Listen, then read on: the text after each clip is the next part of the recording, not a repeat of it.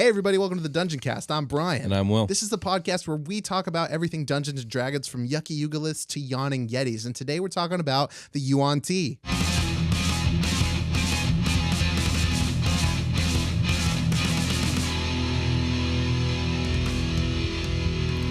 The Dungeoncast. We're talking about snake people. Oh, fuck. Is that the thing I said? Yeah, the Yuan-Ti are snake right. people. We yeah. mentioned that, and I was like, snake people? Essentially, they're evil snake people. Today we're welcome to the Dungeoncast. Today we're talking about evil snake people. Indeed. Hell yeah. And in all honesty, in order to use them, that's all you actually need to know. But there's extensive lore on them, so we're going to talk about that. Yeah, it's like throwing knolls at somebody. You don't really need to know anything about them except that they're trying to fucking kill you. Right, very much so. So, again, the Yuan-Ti are essentially humanoidish snake people that dwell in the ancient ruins of their forgotten empire. When you say humanoidish, let's start there. Okay. Let's start with the aesthetic here. Are there feet? Are there limbs? Probably arms, right? Because swords are cool. The aesthetic is wild. It varies wildly. Yeah. Yes, wilds verily. And this is for multiple reasons that we'll get into almost immediately. Let me say a few things because I trust you. It's their aesthetic is like a huge part of their everything. Yeah. So. Okay. I'll let this episode guide. I'll let you guide me as normal then. Please do. Thank you. So yeah, they dwell in the ancient ruins of their forgotten empire. They worship a menagerie of different snake deities and entities that have nothing to do with each other. Oh wow. Okay. Yeah. So are they abyss related at all?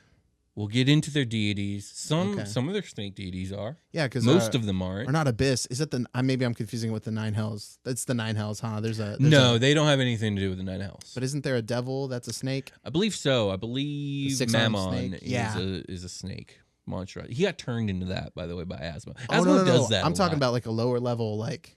Oh, you're thinking about the demon, the Mallesons. It is a demon. Okay. I think that Yuan-Ti would really like Mallesons. They probably do like Mallesons. We're going to get into that. Cool. Yuan-Ti people are crazy. Nice. So anyways, they're written as neutral evil, which we haven't talked too much about neutral evil, but basically they're motivated by two things. Their selfish desires, like their base selfish desires, and dreams of apotheosis. Apotheosis is, if you don't know, basically the desire to ascend to divinity. Oh, okay. They each want to do it. Yeah, apotheosis as your word of the day. Nice. They feel that they are the superior race that shall inherit the world, much like every other fucking monster in this game. But them especially, I guess. Are they self-crippling to stop them from doing so? Yeah, like most other monsters. Because they're neutral evil. Like they are organized to a certain degree, but like they're all out for themselves. So on the alignment chart, neutral almost always means selfish, and my experience. Well, I mean, neutral means like neither particularly chaotic or lawful. Whatever suits your personal needs basically is what you go with. Yeah, a more balanced outlook on how to do things. Okay. So the Yuan-Ti were originally humans. They ended up using dark rituals to become snake people. We'll get into those rituals a little bit later. Like I said, their appearance varies wildly for multiple reasons, and the first of these reasons is the fact that there's multiple categories of Yuan-Ti that fall into a caste system. Okay. The rule being generally that the more snake-like you are and less human you are, the higher in status you are. Oh. Yeah, they want to be more snake-like. So let's dive into the four major castes. There's actually three, but there's a fourth one too. And there's technically a fifth. We get into the major castes of the Yuan-Ti. Okay, I have a lot of questions that I'm not going to ask, but I just want you to know they're in my brain. Okay. And they involve Voldemort a lot. Yeah, they'd be into Voldemort a bit. Yeah, probably not that much. If Voldemort was one of these castes, he would be the first one we're going to talk about, called the Purebloods. Okay. It's very fitting because Pureblood is... Yeah. Anyways. None of the main guys are... It's like Hitler, where he's like Hitler was like raised by a Jewish person. Oh, yeah. Well, I mean, Voldemort is a Hitler allegory. Like, he's not pureblood. Like, that's written on purpose.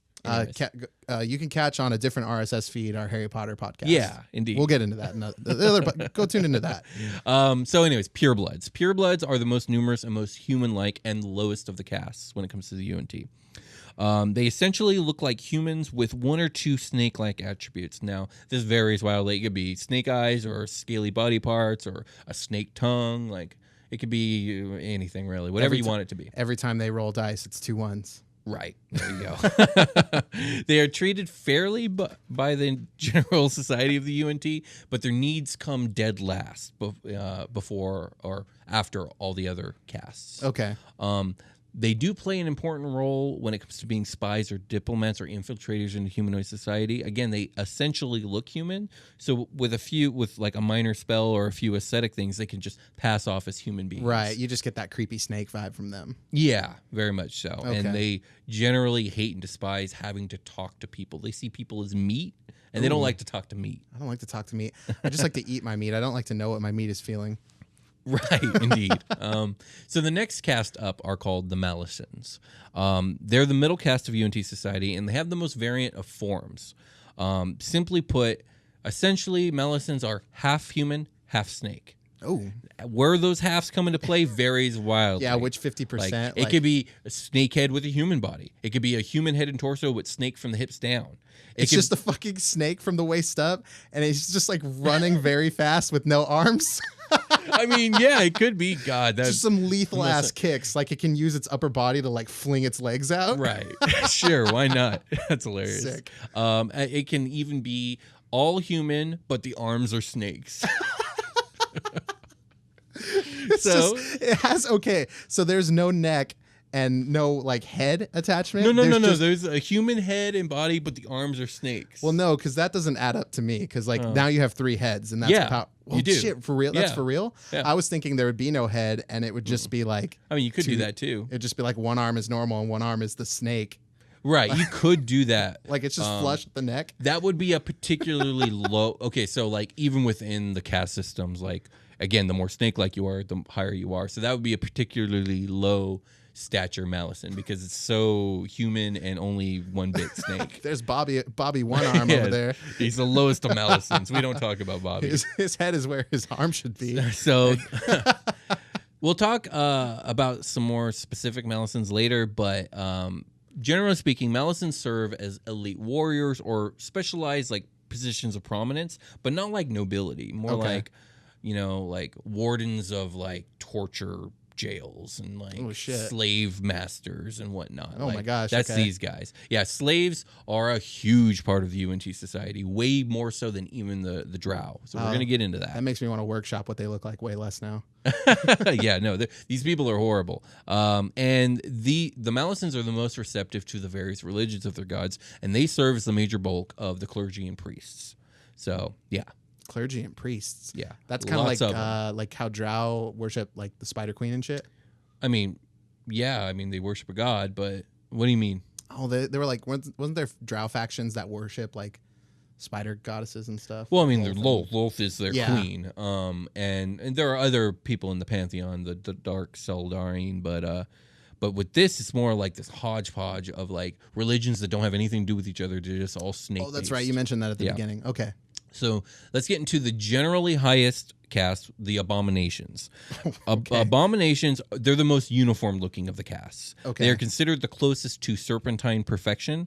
They're the masterminds, the leaders, the politicians, and the monarchs of UNT society. They're depicted as these giant, like 10 or 12 foot long snakes with scaly humanoid arms and hands with claws at the end. But they're mostly snake looking, and they have inherent magical abilities like fear and suggestion. And yeah, so the UNT ascend through these forms via ritual, and these rituals involve like the mass slaughtering and sacrifice of people and snakes. I've recently, in a completely unrelated part of my life, learned a lot about the Aztec Empire, and it is very obvious to me that the UNT are based off the Aztec people, like the story of their rise and fall because of the horrendous shit they did to all the tribes around them. Oh, damn. And the massive amount of slave driving they did to all the tribes around them. And the only people that were worse than them were the conquistadors that came and fucked them up. But anyways, Wow. that's a story for another day.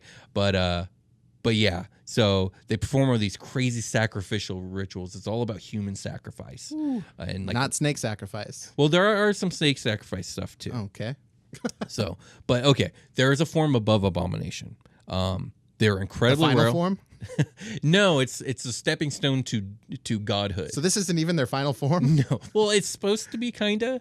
Okay, That's like Frieza. right, yeah, right.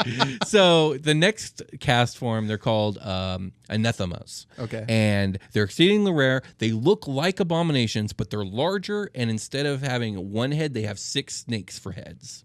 Holy Yeah. Nice. By turning into Anitha Mos, they get a huge power boost and intelligence boost. Wow, cool. They're seen They got as Hydra stat block. Right. They're seen as demigods by the Yuan-Ti people. They're seen as divinity made flesh, and they will immediately assume control of all Yuan-Ti in the area. Whoa, like psychically or what? Or just like because they're so awesome?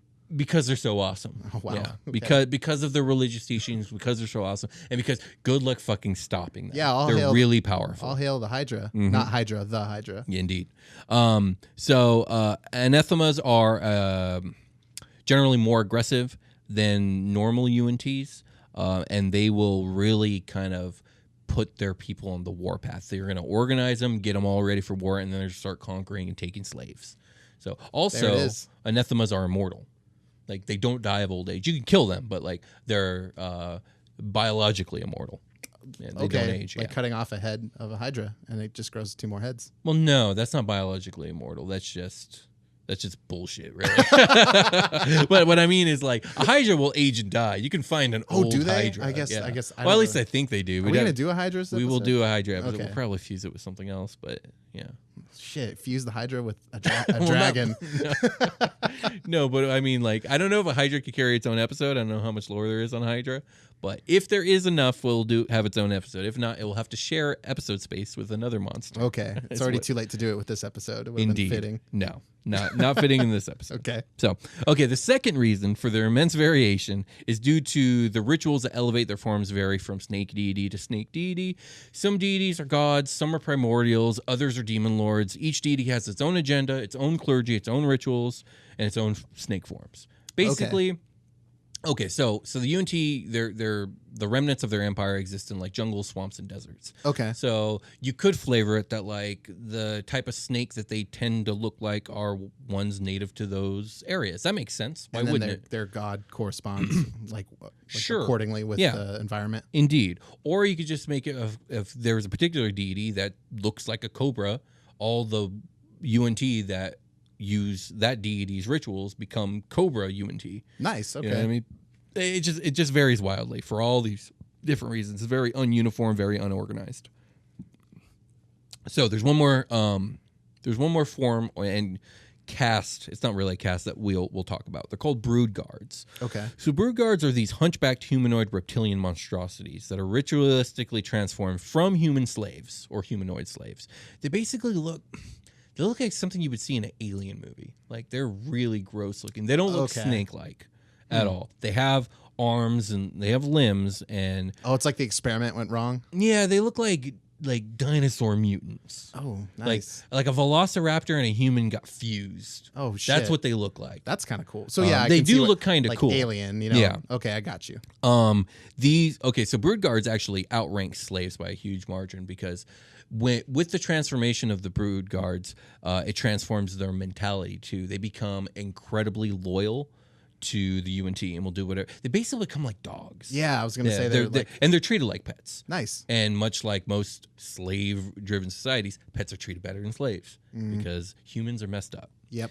But anyways, the brood guards have undying loyalty. They lose intelligence, but again, they gain the loyalty, and they're pets. They're used they can probably follow commands. So how intelligent do you need to be? Indeed, and they're generally used for protecting the brood. Thus, brood guards. They protect the eggs. They also patrol the cities and whatnot. That's like the orcs leaving their most powerful behind to guard the camps. Yeah. Okay. Yeah, basically. Now you just have brood guards. Indeed, you do. Okay. So let's actually tell the story of the Yuan-Ti, which I actually have notes here. I love stories. I'm going to go ahead and post. Yeah, post those right notes. in front of my face. Oof. A little part in the kimono here, people. Like, yeah, my notes are a mess. All right. Okay, so the Yuan-Ti Empire existed in like the most ancient of times. Like they're supposed to be the first human empire. So like they think like Bronze Age era. Okay, totally. Like in the way ancient Babylonian times. Yeah. And like their ruins are supposed to be so old that like they feel as old as elven ruins, but they're utterly alien to elven ruins. And are they older than elven ruins? Or? They're probably around the same age or slightly younger. Okay. Because elves would have been coming from the Fae into this world at this point and building their own stuff separate, far away from these weird fucking sacrificial Based snake on people. like the law of writing elf lore, they're better at everybody. They're better at everything than everybody else. So yeah, of course they were first. Right. Yeah. Well, the elves are traditionally much like Superman is the first superhero. Elves are like the first humanoid. Oh, race. okay. Well, so elves are Superman. Well, I mean, they are. That's basically what elves are. They're basically super people. I'm annoyed. I mean, they were just born like that. It's some really compelling stuff. Much like Superman, if the story is told well, it's really compelling stuff. That's true. Yeah. I'm still annoyed by back to Superman UNT. and elves. Yeah, Superman. I'm wearing a Superman shirt. I used to not like Superman very much until I started actually reading Superman comics, and there's some great stories. There are some great storytelling aspects of Superman. Back to UNT. Yeah. So they built the first human empire and then conquered much of the world, and they were ruled from the various city-states. They were known for their immeasurable wealth and mighty military power, and they used this to enslave everybody. Great. Before the inception of their empire, the UNT, now, okay, they're called the UNT because that was the name of their tribe. Okay. Like, it's not like it doesn't have UNT anything doesn't to do with equal snake. Yeah, exactly. Well, I guess it doesn't. might now. Not as far as I know, but yeah, it might now. But yeah, they were just the UNT tribe, Okay. and then they conquered everything, and like they were known as the UNT.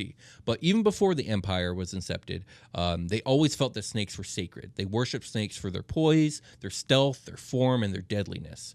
And a religion developed around this snake worship, and they end up developing this philosophy of emotional detachment because, you know, snakes and reptiles generally are considered to be like less emotional than like mammals. Sure. You know, I don't know. You have to go out into the a sun thing to I've get heard. warmth.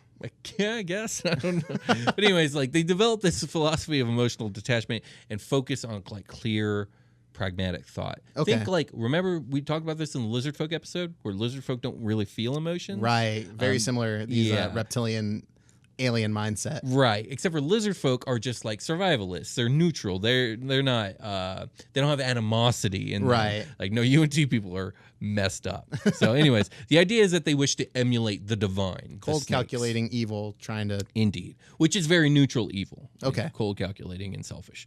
So this religion, the religion developed this philosophy of emotional detachment, and the idea is they wish to emulate the divine. Eventually, the various snake gods of the cosmos heard their prayers and started granting them power and dictating to them like their way of life. Okay. So it starts telling them, you need to start sacrificing people to me, and you need to start doing this, right. and like start acting this way. And so my theory here is that like all their praying to snakes ended up creating these deities because we've established belief as power in D&D. Yeah. And I have this sneaking suspicion that if you were to like you have a snaking look suspicion? into it, I have a sneaking suspicion. No, I have a sneaking suspicion that these gods came about because of the prayers. Okay. And they didn't exist before, but that's just my interpretation. And you said a bunch of words in English, but I'm pretty sure when they prayed, it sounded like. Right. So they start granting the UNT people power and pushing them towards these acts of cannibalism and human sacrifice and the wearing of human skin. Oh my God. Again, very like ancient Aztecs. That's what they did. And they cultivated a fanaticism within the UNT and granted them power for it. Okay. So, and then alongside this, the empire grew. So the rituals worked. The rituals worked. Yeah. And they got really powerful, and they turned into snake people. It was really horrible for everybody. Through dark sorcery, the UNT began to infuse themselves with snake biology. God, this is like a scary old legend in the D&D world, probably. You Yeah, tell your kids at night. very much so. Yeah, like, don't go out in the woods at night. You're gonna get swooped up by the snake people. Yeah. So the empire stood for hundreds of years, and likely would have stood for 1,000 more, but a combination of bad circumstances brought the empire to its knees. Again, this is very similar to what happened to the indigenous people of South America, where a lot of things came together to mess them up, like invaders, sickness, drought, famine. All this stuff kind of comes together. And it's the same thing with the Roman Empire. It took a bunch of bad stuff to happen to make that empire fall. Same thing happens with the UNT. Basically, there's civil war between the factions because all these people are selfish and they're trying to and all these different gods and stuff like vying for power probably end up. There's a major drought. Again, their main serpent god, Marshalk, his power begins to wane, and no one knows why. So they end up like their clergy is like losing power, and then the joining efforts of all the tribes that they've enslaved kind of come together with also like the factions of Nagas and dragons, and we'll talk about Nagas another day. maybe Nagas will share an episode with Hydras. And so all like their outside forces are fighting them inwardly, and they're inside eating themselves alive, and the Empire crumbles. That's a really good snake thing you said right now. What? Eating yourself alive. Oh, yeah, that. So the Empire crumbles, and the Yuan-Ti are driven into the furthest reaches of their empires to hide. You know, the most secluded of like towns and ruins, like in the deepest jungle, farthest desert, all that bullshit. Okay. So, and they're secluded in these ancient ruins to this day. And I believe it's time to take a short rest. Oh, we haven't done that yet. No. Let's rest.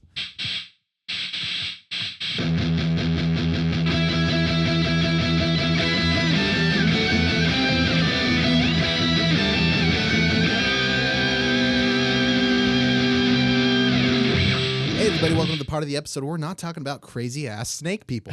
Weird, right? Let's talk about something more good. More good, more happy, less neutral evil. Yeah, it's I can't think of anything more good than like our listeners. I really love you guys. Thank you guys. Thanks for listening to the show. We would like you to tell other people about the show if you want. I mean, that'd be awesome if you could. It would help, certainly. Yeah. Leaving an iTunes review helps us. Visibility. It's all about visibility. Well, I think this is the last week you're eligible to enter our contest, no? Yes, indeed. So we won't announce the winners on next episode after this one because we won't know it then because we record things early. But this is the last episode that airs before the contest is over on August 1st.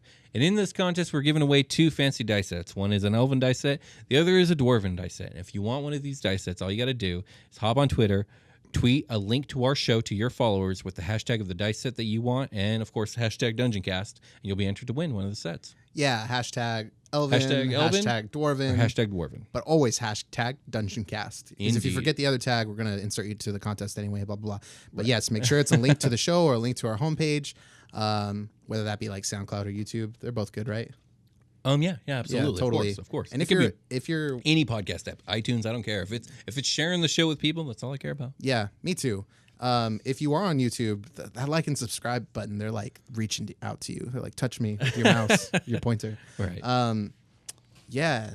Oh shit. Is there anything else we want to talk about? No. I want to talk about the Yuan-Ti. At the Dungeoncast on Twitter, thedungeoncast@gmail.com if you want to leave us feedback or questions. Our Discord. There's a link for our Discord down at the bottom. Indeed. It's popping in there. Indeed. Thanks everybody for participating in the Discord. Special thanks again to Jack Ford. Indeed. Pop Mollies. Thank you, Jack. We rock Jack Ford. And let's go back to the show. Are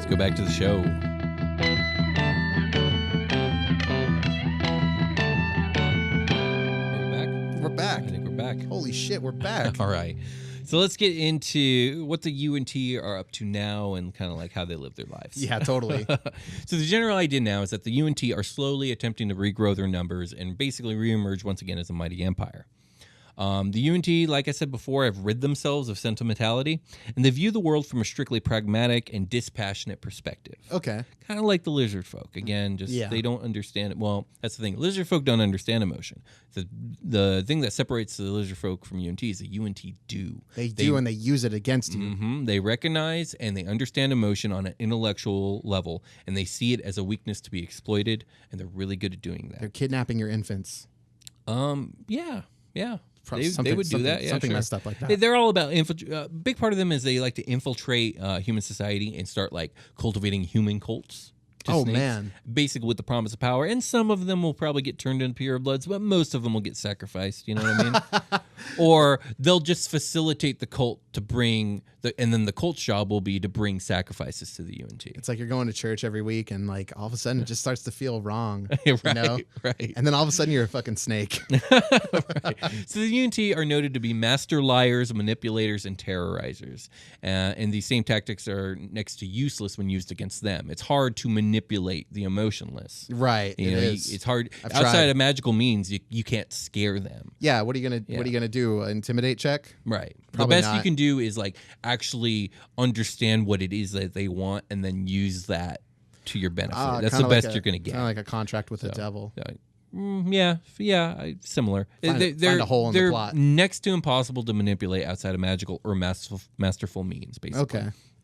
So there are a few general principles that the UNT live by. Again, these are general guidelines. These are not a lawful people. This is just like their general outlook on life. I know how to beat them. Unplug their heat rock.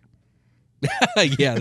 Well, they live in the jungle and the desert, so yeah. Attack in winter. Attack during winter. There you go. They're slower than some of them are hibernating. That's hilarious. Okay, so one of the things they believe in is that other people's lives are cheap. They get put little to no value placed on any non-UNT lives. Again, we talked about they view people as meat. Yeah. They can and will slaughter people by the thousands to promote their own agendas without remorse. And sure, like I'll kill 10,000, whatever. Like whatever they don't care. takes. Whatever it takes. Like, Nice. I want this next city, or I want that specific item, or I want this next form of snake awesomeness. Snake awesomeness. Yeah, that's just what they do. So the next thing that they kind of live by is capture and not kill. Remember, they're not chaotic evil. They don't. Like, they might enjoy slaughter and whatnot, but it's not like they live for destruction. Yeah, they're going to do the most effective thing. Indeed. The UNT wish to conquer the other races and not destroy them. They rather capture and enslave. Bodies are useful for sacrifices, for food, for broodgar transformations, for indoctrination into their cult, and for raising up people to pure blood. Sacrifices totally work, as we've established. Yeah, they need meat. Moving on. Okay. And the last thing that's kind of noted about their outlook alike is that they depend on deceit. Honor, loyalty, honesty are useless ideals to them.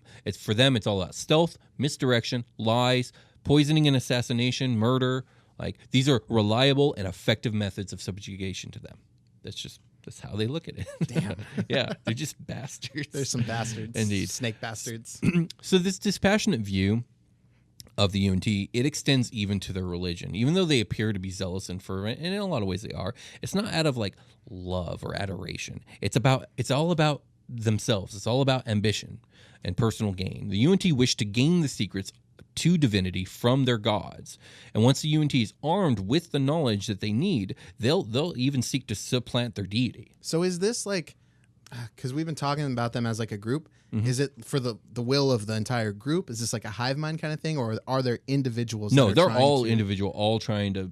They're all trying to become God. Yeah, exactly. But they're doing it as a squad. Yeah, okay. Exactly. Like they see the usefuless of each other, of an organization, right. An organized structured society. But all secretly, the top tier of them are going to be like, no, it's going to be me though. Exactly. Oh, okay, cool. Very much so. So yeah, they're even seeking to supplant their deities, and it's because of this that the snake gods have to walk this fine line to maintain worshippers, so they can maintain their power, but without being brought low themselves. And basically, the snake pantheon, if you will, kind of changes every 100 or so years. There's a few people that get knocked down, and other UNT get brought up to actual like lower godhood. Wow. Okay. Yeah. So it's happening. It's happening. Yeah, it's a thing. Nice. So there's uncounted amount of UNT worshiper or deities, and they kind of leave it so that like it's up to you, homebrew it, come up with it. For me, I probably do maybe some demon lord stuff. I don't know. Does it look like a snake? Does it look like snake? Use it. Indeed. But there are a few deemed like core deities that are like the most prominent. So we're going to talk about them. Okay. So the first and foremost that's talked about is Dendar the Night Serpent. Now, Dendar is considered what's called an elder evil or a primordial. Oh, they shit. pre-exist. Like an old one? The PHB presents them as a great old one. I don't think that's really fitting because to me, great old ones are Lovecraftian in nature and like fifth and seventh dimensional beings beyond the understanding of mortal man. Like some whatever that means shit. Exactly. Yeah. Dendar, she's more quantified. Yeah, she's definitely more quantified. She's like, in Norse mythology, how there's like the legend of Ragnarok and how Fenrir will devour the world and a bunch of other stuff that doesn't actually make like physiological sense. Yeah, I watched that movie. Fucking no, not the Hulk beat the shit out of that dog. Movie. I'm not denying it's a great movie. He threw that shit off at like a bottomless waterfall or something. No, did he throw it off of Asgard like itself? Like, is that just like a spill off into the cosmos? Yeah. Wow, shit, awesome. Yeah. I bet it's still and that wasn't Fenrir. That's Fenris, which is just a take on Fenrir. Oh, anyways, okay, yeah, sure. Because Marvel and Norse mythology have nothing to do with each other. So true. But in actual Norse mythology, okay. They talk about like monsters consuming the world and all this other stuff that like it just sounds like nonsense. It's just like craziness. That's kind of like Dendar's deal. Like she's all about like she's supposed to be the harbinger of the end times, and presumably she'll devour the sun and the world and leave all in darkness and yada yada yada. I don't know if she's actually capable of that, but she's generally depicted as an enormous 100-foot long midnight black serpent. Wow. And she's all about fear and nightmares. Like, it's said that she was born when the first humanoid slept and had the first nightmare. Oh, Thus shit. she was born. Which also... That's a cool origin story. Cool origin also completely contradicts the predates the world kind of bit. Yeah. So, like, what is it? Which is it, D&D? Tell me. But anyways... What's that Pokemon? Fear and nightmare. So she grants her clergy the ability to fuck with people's nightmares and to do magical like fear spells, and like she feeds off of it. It makes her more powerful. Fucking Dream Eater. And there's even lore that says like she performs a service for all the cosmos, because if she didn't feed her hunger, everyone who had nightmares would awaken and remember every detail of their nightmare and never be able to forget it. Oh, cool. So like she's the reason that people who have nightmares, they wake up and they can't quite remember it. So it has less of an impact on them. Because that snake creature ate it. Indeed. Because Dendar the Night Serpent, who will soon devour the sun of the world with her glorious 100-foot long form. Ate your dream about a clown. Dream about a clown. Yeah, Indeed. most of it Okay, anyway. moving on. That's all I got. You got any questions about Dendar? No. Oh, okay. Dendar is, I was trying to say, what's that Pokemon from Ekans? Sinnoh? Sinnoh? Oh, Darkrai. Darkrai. Oh, Darkrai. Yeah. Okay. Dendar equals Darkrai. Sure. There's some similarities there. It's a lot. Moving on. So the next deity is Marshalk, also known as the Master of the Pit. So he's the OG Yuan-Ti Empire god. He's responsible for most of their original traditions and forms. They come from him. He lives in the Abyss. It's not stated if he's a demon lord. I mean, it's stated he is a god. I would say if he lives in the Abyss, he probably has a lair, so he's probably a demon lord. Yeah. His whole deal is that he's kind of fallen into this deep slumber, kind of like Romanos in the Blue Eggs episode. Romanos. Since the Empire's fall, he's kind of fallen into that slumber. And it's unclear whether he fell into a slumber and then the Empire fell because of it, or if when the Empire fell, he fell into the slumber. He woke up like, oh, fuck, guys, I'm really sorry. Well, he still hasn't woken up. It's kind of the deal. Oh, he's still really? asleep. Oh, man. He can still grant power to his priests, and he can be awoken via powerful rituals for short periods of time to talk to. But generally speaking, the dude's asleep, and his power has greatly waned. But his clergy takes it upon themselves to keep the Yuan-Ti traditions alive and well. And it's why, despite the Yuan-Ti not being a very uniform people, like there is still a bit of uniformity to it, and it's because of his followers. Is that a thing to like put immortal snake deities to sleep to beat them?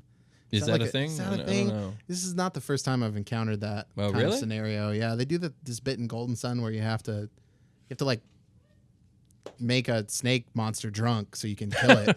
I don't know. It's not something I've come across before. The Yuan-Ti are technically an original D&D monster concept, although like they didn't invent the idea of snake people. No. I mean, who knows who did? I mean, you could look at the old H.P. Lovecraft story called The Curse of Yig.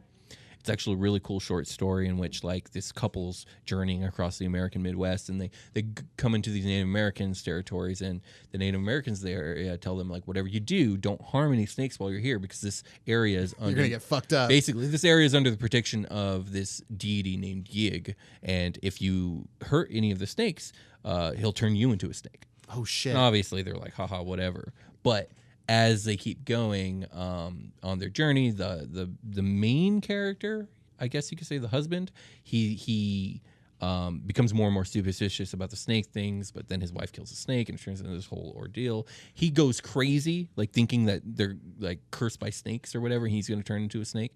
And basically, one night in the darkness, like something comes into their room, and they can't see what's going on, and she grabs the shotgun and she shoots, but she ends up shooting and killing her husband. Okay. And she ends up in an asylum, but in the end it's revealed like they're looking in on her, the wife in the asylum, after the story's been told, and she's like become like this snake-like person. Oh shit. And it's like she's like slithering on the ground, she's like lost her mind. She went crazy after she killed her husband. Okay. Anyways, snake people, snake deities, like they're all over the place. Wow. Okay, cool. That was a tangent. Moving back to Marshalk. So Marshalk, he's the OG Yuan-Ti deity, and he gives his clergy, he's all about poison and venom. Poison spells, venomous bites, all that shit. Yeah. Just like classic snake. Nice. So the third deity that we are going to talk about, his name is Seth. McFarlane. No. Oh. He's called Seth. He's also known as the Sibilant Death. Sibilant meaning like hissing. Sure. I Yeah. don't know Okay. if you knew what that word Yeah. meant. So Sibilants. yeah. It's So a thing. yeah. Okay. He's depicted as a winged abomination, and I mean a Yuan-Ti abomination. Right. Not, okay. not like not the like a the mutant class of blob Yuan-Ti. monster. Yeah. Yeah. Exactly. So he's basically a winged snake man. This is like where bad equals good. Indeed. Abomination, thumbs up. Good job. So this deity emerged around the time of the Empire's collapse. He actually physically appeared in the Prime, and he promised to defeat the enemies of the Yuan-Ti and bring back the Empire. Now, he does fail, obviously. Otherwise, they wouldn't have fallen. Right. But he is likely responsible for the Yuan-Ti survival. He Sure, probably okay. gave them enough time to give away. And since then, he's gained a lot of followers and a lot of power. And he's all about psionic abilities and manipulation, and he grants his clergy similar abilities. But for him, it's all about converting other Yuan-Ti to his worship.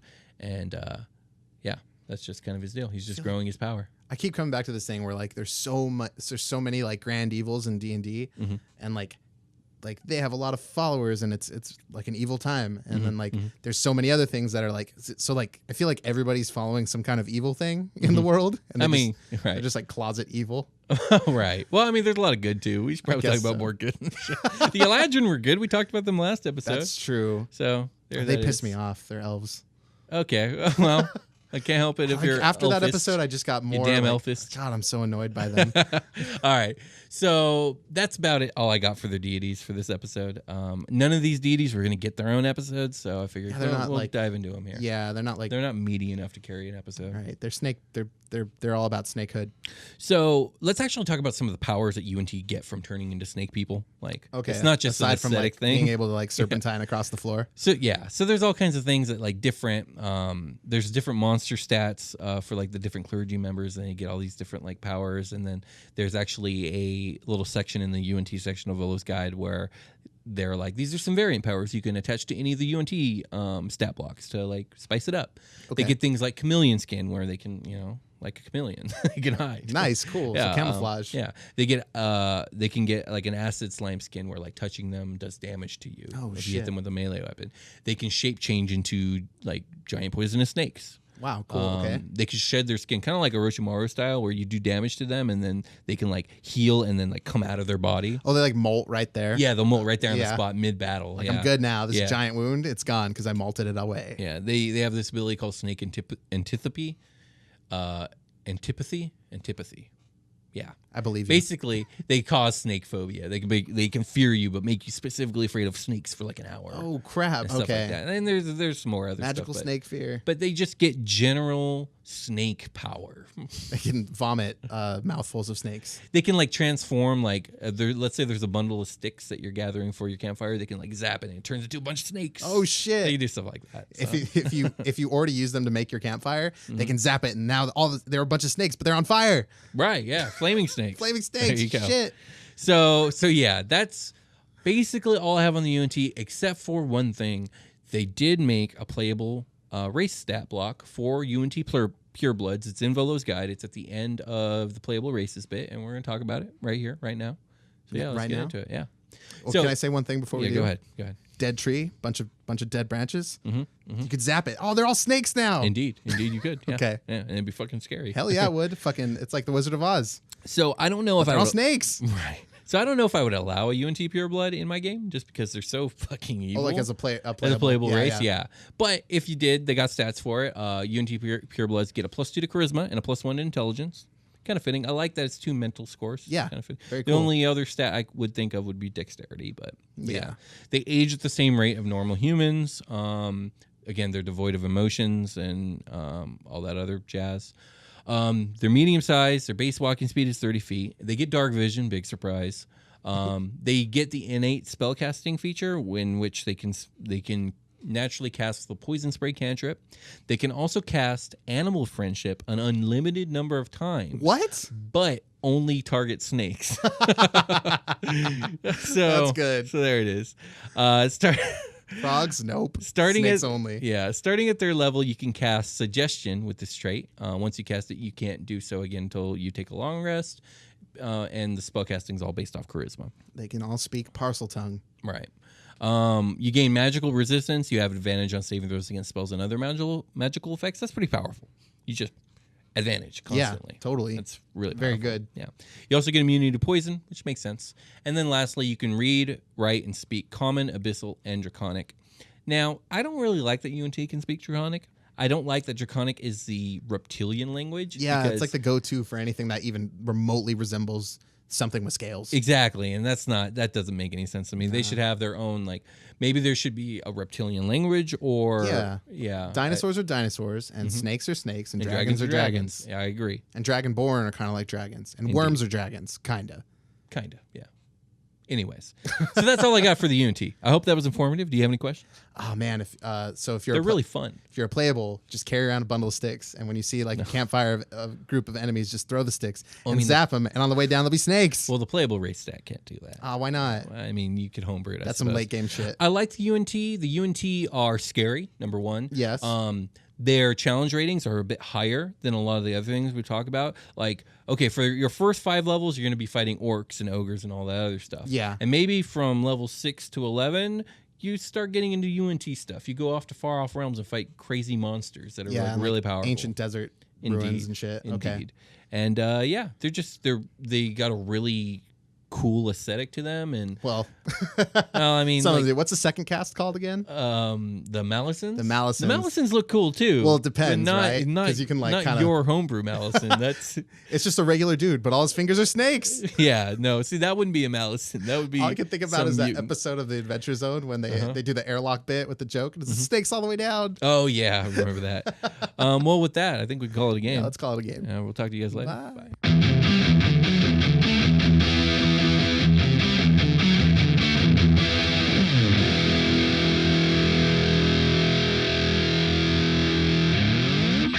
Dungeoncast.